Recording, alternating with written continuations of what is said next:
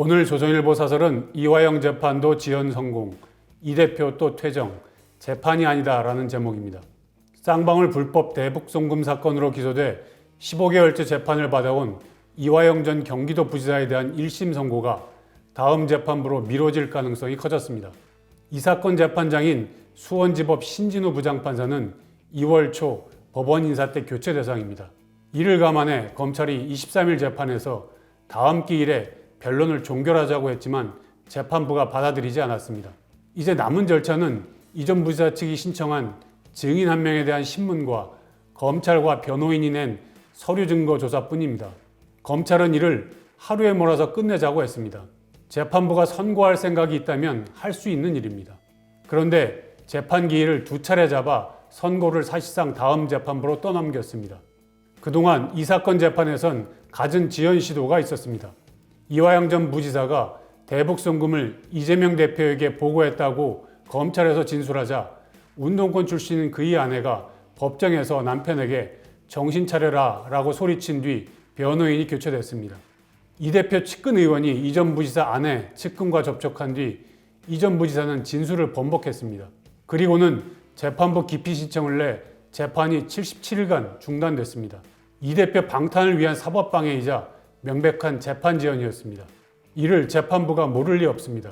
그렇다면 재판 횟수를 늘려 자신들이 선고할 수도 있는데 그런 노력은 하지 않았습니다.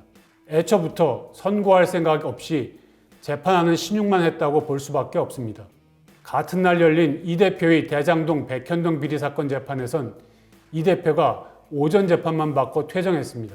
건강상 힘들다는 이 대표 요청을 서울중앙지법 김동현 부장판사가 받아준 것입니다. 흉기 피습 이후 이 대표 건강이 아직 정상이 아닐 수 있습니다. 하지만 이 대표는 지난해 단식 직후 열린 이 사건 첫 재판 때 앉아있기도 힘들다며 재판을 일찍 끝내고는 국회로가 표결에 참여했습니다. 선거법 위반 사건 재판에선 국정감사 때문에 불출석한다고 해놓고 국감장에 가지도 않았습니다. 재판부를 농락한 것입니다. 그러니 이번 조기 퇴정을 놓고도 의구심이 생기고 이 대표가 아니라면 판사가 그런 요구를 받아줬겠느냐는 말이 나올 수밖에 없습니다. 얼마 전엔 이 대표의 선거법 위반 사건 재판장인 서울중앙지법 강규태 부장판사가 재판을 16개월 끌다 선고를 하지 않고 사표를 내버렸습니다. 복잡한 사건도 아닌데 2주에 1회씩 재판하면서 시간을 끌다 도망간 것이나 다름없습니다. 이젠 15개월 끈 이화영 사건 선고도 미뤄질 판입니다. 재판을 질질 끌다 책임을 피하고 싶은 판사와 선고를 막으려는 피고인의 이해관계가 맞아떨어지면 이런 결과가 계속 나올 것입니다. 판사도 아니고 재판도 아닙니다. 오늘의 조선일보 사설이었습니다.